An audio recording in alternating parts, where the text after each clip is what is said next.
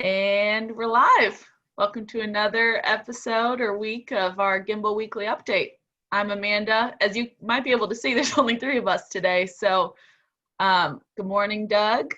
Hey, good morning, everyone. Good to see you. And good morning, Deb. Good morning, everybody. Keith is somewhere in the West. He's venturing with his family, so we miss him, but I think we got it down pat, guys. You ready? Oh, yeah, I'm ready. Let's go. We've already had our first glitch. Doug, do you mind allowing me to share my screen? Well, that's probably a good idea. Let's see here. This has happened before with Keith, so I think we're good. I think I can just make you host.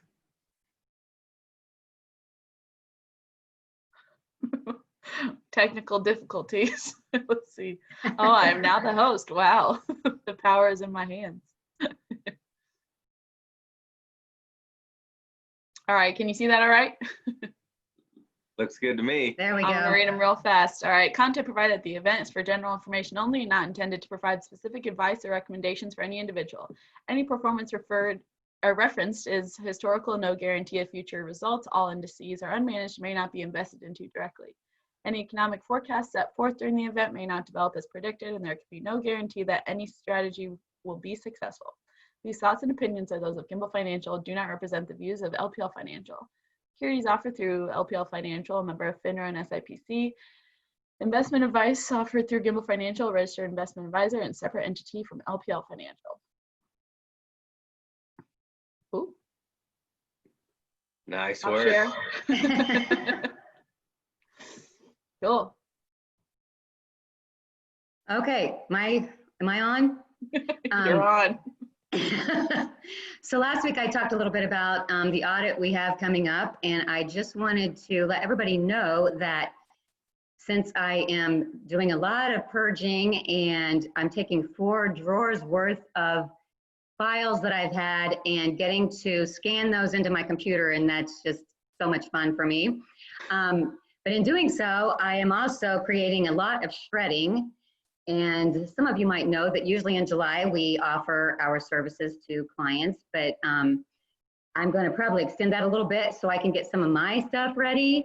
But if you are interested, if you've been purging during this time and you're ready to get rid of some of your stuff, give me a call and we'll set up a time for you to drop that off at our office, and we can get it shredded for you.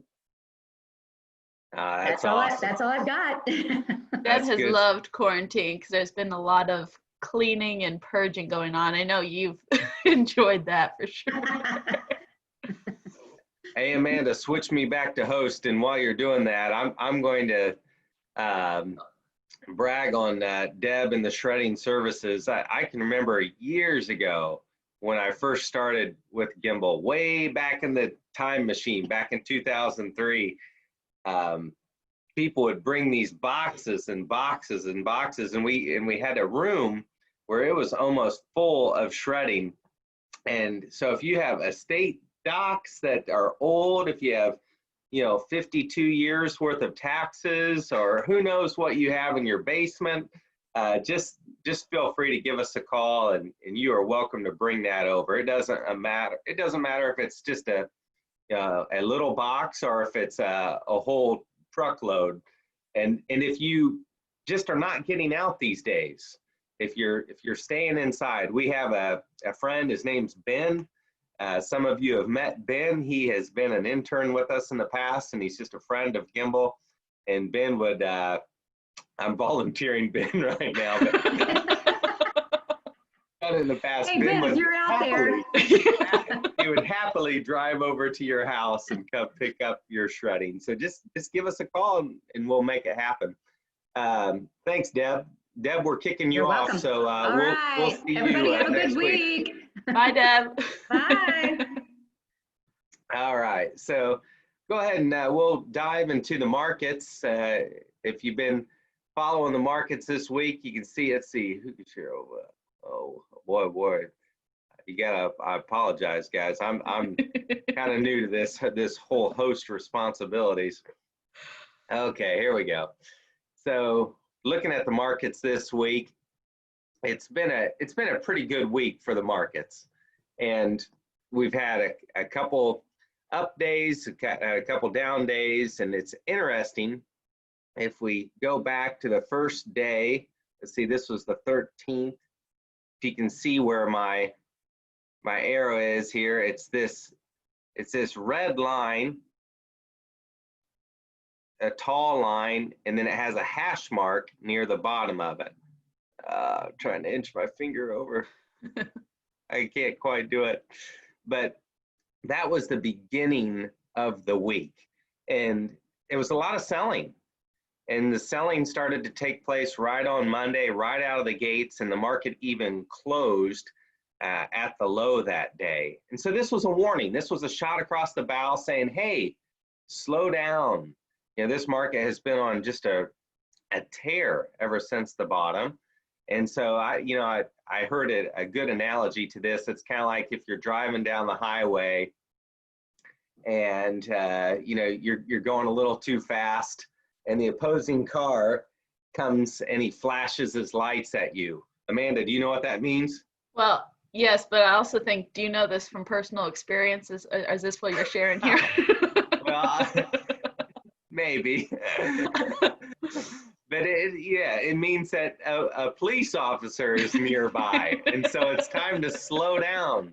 And so this market sell-off that we had on Monday was like that. It was just a reminder to slow down. And that was well received by the market. It did start to settle down these next few days.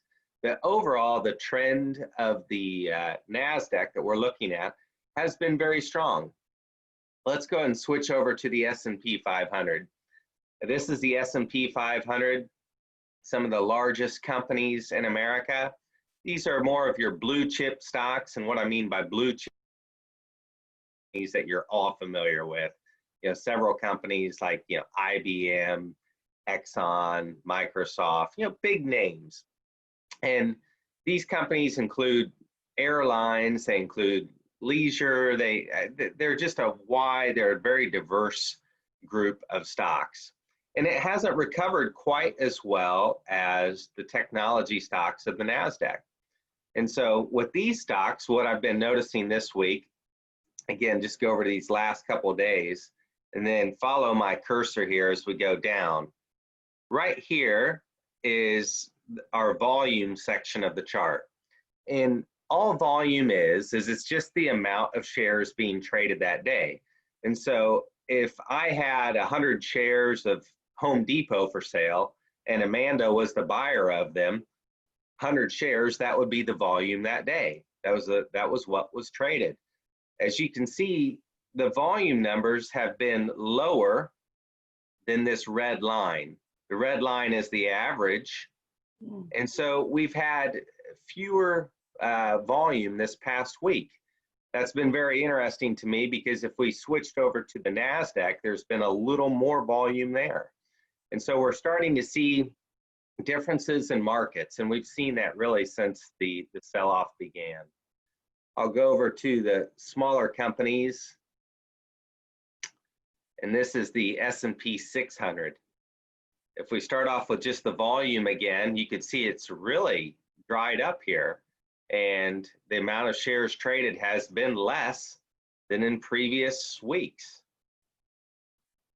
Smaller companies have not really caught on to the acceleration of market growth like the larger ones have, and we're still waiting to break above the 200-day moving average. We had a hint of that in early June, but then a sell-off, and we really haven't. So the small company stocks just haven't been quite as robust. And then lastly, I want to take a look at the VIX. This is something we like to track that tells us just how volatile markets are. And this is a wild chart. I'll move out to the weekly. Okay, a lot of zigzags on here. There we go. Yeah. What we normally like to see is we like to see the VIX under 30. And right now it's hovering right around 27. but I thought I'd spend some time just taking a look at this. We have not traded below the 200-day moving average of the VIX for some time. And so that tells me that things have been pretty volatile, and not all stocks are rallying like the NASDAQ. Several dividend paying stocks just aren't doing as well.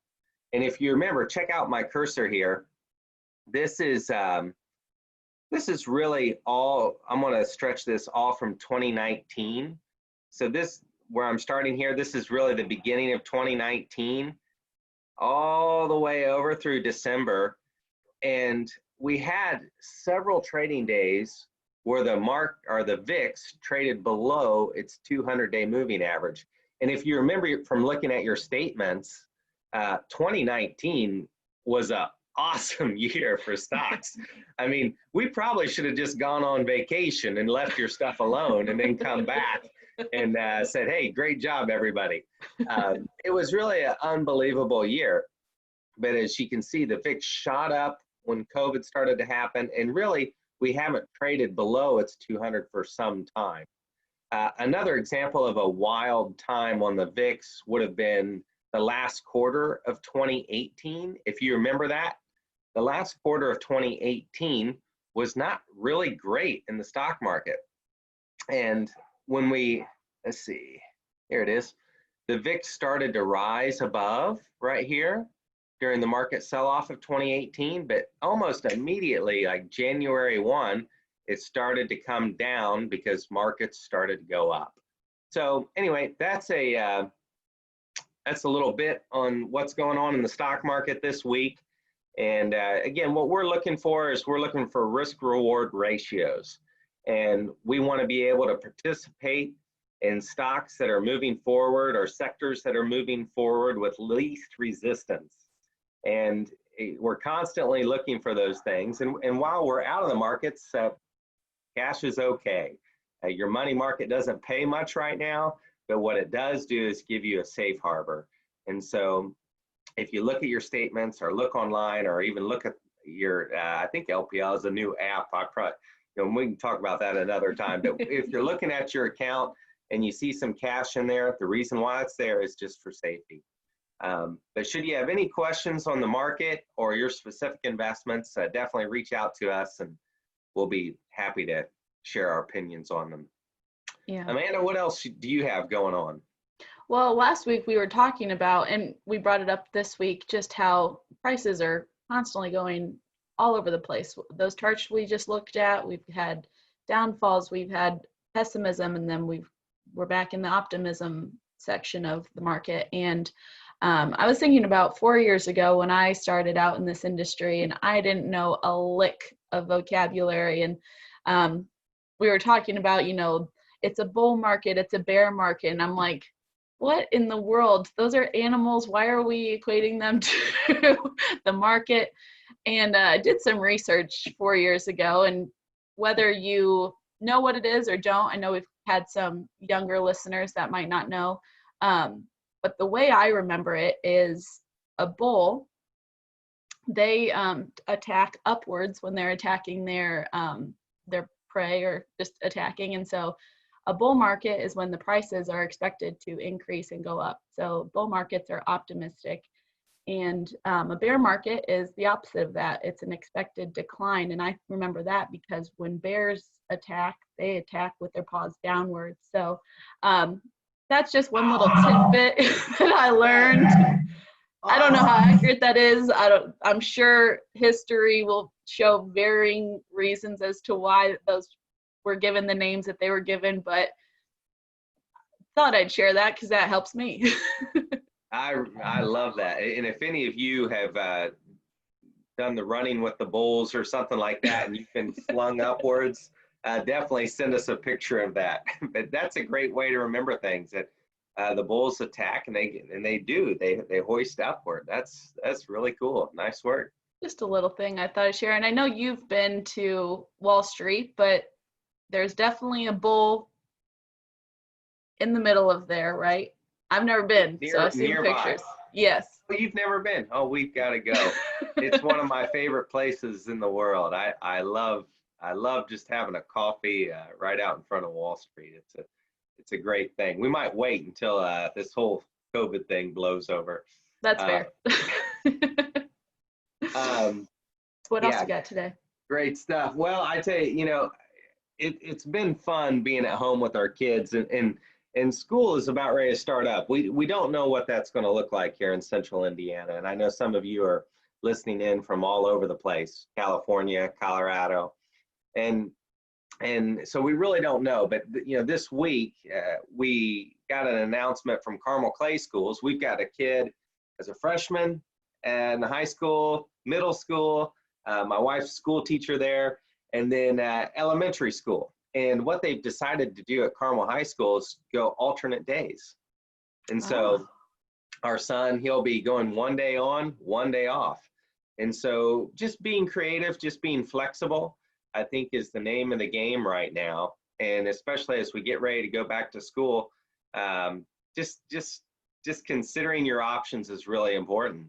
And so some of you that stop in the Gimbal Financial, you might see our freshmen in high school doing online education near my desk. But I've really enjoyed having the kids at home. And just the other day, they broke out this game right here. Oh, what a great one. This is a great game. And, one of the arguments that my kids get into, and I don't know, Debbie's probably, she's a rule follower, she would pay attention to this. Amanda, are you a rule follower? I tend to lean that way, but. Well, okay, well, here's something interesting. They got into this argument. This is about buildings. Build evenly. You cannot build a second house on a street until you've built one on each street in each set. You can only have 4 houses on the street. And you can't build a hotel until you have 4 houses. And so this was the argument the boys got into. And I started to think about this call and you guys and your investments, and Monopoly is not the real world. And thankfully, because like the whole of, I guess the goal of playing Monopoly is to have the most money at the end. And one of the real stressors is if you don't have any properties, if you don't have any houses or any hotels, you still have to roll the dice. And you might land on my son's boardwalk, and he's the youngest one, by the way. He owns Boardwalk with a hotel on it. Well, you may not want to spend your money and go to New York City. You don't have that option in the game of Monopoly. You have to roll the dice, and you have to go to New York City. And you have to spend your money. Yeah, you have to spend your money. Whereas in real life, you just don't. You can have an income. You can decide. Gosh, capitalism's great. I know it's not the best or the perfect system in the world, but it is the best that we've got. And so you don't have to do things. You have choices on what to do with your money. You have choices on how to invest your money. And so as things change with COVID, just stay optimistic. Things are always changing. And here's a good example. This is my favorite Monopoly piece. Can you see it? Is that a race car? Yeah. And I don't know if this is like a Morgan, like a 1930s race car. One of you guys on the call, maybe you know these things. But I noticed that this one was still in the box. Like my kid's game, it's set up right now. And they replaced it with this one. Can you see this one? Oh, wow. Is that a Formula One race car? Well, I prefer to say it's an Indy car. There we go. Sorry. I like that better too. But this is a gold Indy car. And so, things change and it's okay. And so, with COVID right now, just rolling with the punches is so huge. And you guys have a choice on how you spend your money, or if you don't spend any money at all. It's been amazing how many people I've talked to who've said, my savings is going up because I'm not spending any money. And I thought of my own family. What have we been doing? And here's a couple things that I thought would be a lot of fun. I know a couple weeks ago I talked about doing a road trip. And did you know that Indiana has 3 national parks. I can't say I did. And my family and I, we've been to one. It's the Indiana Dunes up by Chicago. And boy, if you drive up to the Indiana Dunes, it's great. On a clear day, you can see across Lake Michigan, and you can see the Chicago skyline. It's really beautiful. And so, you know, that's a couple hour drive from Indianapolis, maybe shorter for some of you, maybe longer, maybe halfway across the country.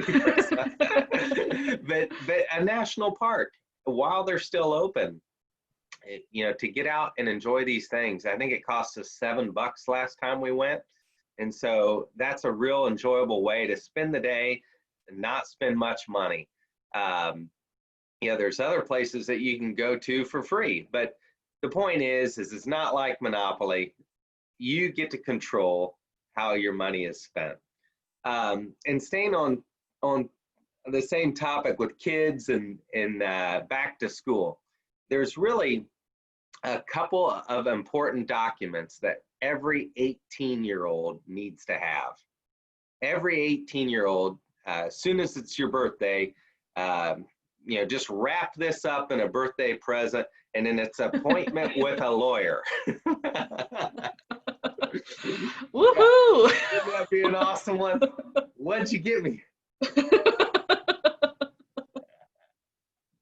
But no, seriously, there are 2 documents that are really important, and every 18-year-old needs to have these. It'll just make your life easier. But a power of attorney document and a healthcare power of attorney document are necessary for your 18-year-old. Your 18-year-old becomes an adult. And so or 26-year-old. I'm taking note. I'm taking note. I didn't say when do you go off your parents' health insurance. No, I know you're.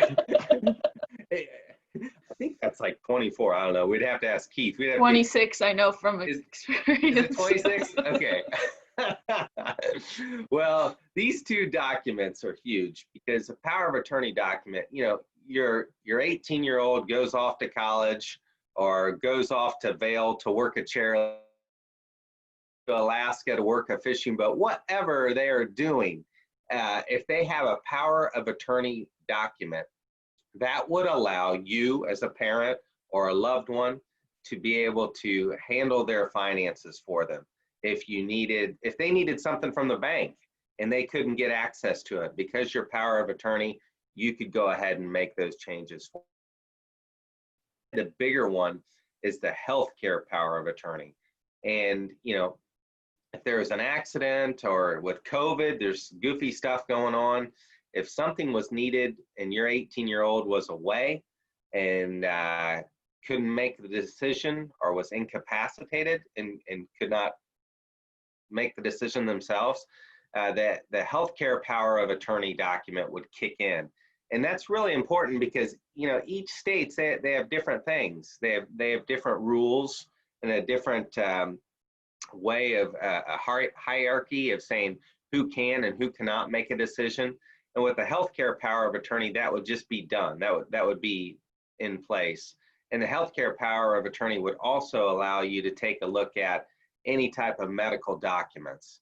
And so part of those decisions that would need to be made might require some research to look at a person's medical history and see what has been done about their condition in the past.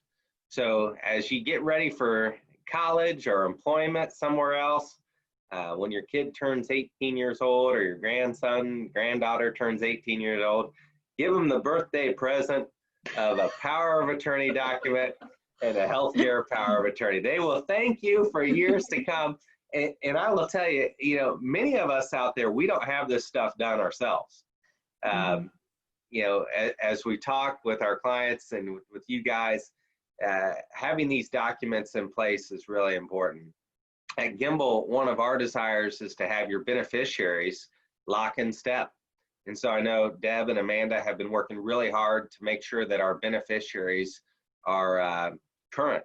And so if you want to call us, email us, say, hey, who are my beneficiaries, or are they these people? Let's do that. Let's increase the communication to make sure that we have your loved ones down as your beneficiaries. And then let's generate a conversation on a will, a power of attorney, a healthcare power of attorney, and a living will for you. These are things that we don't create for you at Gimbal, but if you need somebody, we can point you in the right direction. And then having these things on file is something we can do for you. You can keep them in your safe, sure. You could have another digital copy with us, and we'd be happy to keep those for you. But that's really all I got for today. Is just grateful that life is not a Monopoly game board. You have choices. You can keep rolling the dice, or you can take a breather. You can say, I'm pausing. I don't want to play anymore. I just want to go sit outside and watch Robins or whatever you want to do. And then, you know, when your son, daughter, neighbor, cousin, whatever, turning 18, give them that gift of confidence and give yourself that peace of mind, knowing that things are laid out the way they should. So also, go ahead. I was going to say, I think we did pretty well without our honorable leader. Yeah. And, you know, hey, this has been so much fun. I looked back, and I think this is our 12th show. Wow. And this has just been a lot of fun. And there are so many changes happening right now with COVID, but this gives all of us the opportunity to think opportunistically. You don't have to even be the most positive person in the world or optimistic person, but to think opportunistically. And there's a company that's really doing that well right now. By the way, when I mention companies, this is not an endorsement to go buy or sell. I don't own any of this. I'm just telling you, I think Domino's Pizza is really interesting right now. All of us have ordered a pizza. At some point in time of our life, when you turn 18, you ordered a pizza. And so they've been delivering pizza for years. Domino's, they are improving their technology on ordering pizza. We've done it. It's pretty amazing. You can track, you know, the process of your pizza being made, boxed up, and then delivered. Wow. And they want to own that. There are several other companies, like Uber just bought out a company for like $2 billion. You've got DoorDash out there. Amanda, are you a DoorDash? Do you do this stuff? I'm a DoorDasher, but it's honestly, when you're talking about Domino's, it reminded me of DoorDash. Now you can't track what pepperoni slice is being put on when, but it's really great technology. You know exactly when it's coming to your door. Well, and the other thing I love about this is Keith has talked about this in the past. It's part of the gig economy. And so, you know, if you don't have a full-time job right now, and you can string 2 or 3 gig acts together where you could work for Grubhub or DoorDash or Uber or something like that, and stack a few of these roles together, you can make your ends meet. You could make some money. And so it's just another way to be creative. And those are the types of things that are getting traction out there. And so stay creative, stay positive, and think opportunistically with whatever you have going on in your world. And if we can help with that, we're just a phone call away. So anyway, Amanda, thanks. This was fun as always. Yeah, and, thank you. Thanks to everybody who joined. We will see you next week. See ya. Thanks, everyone.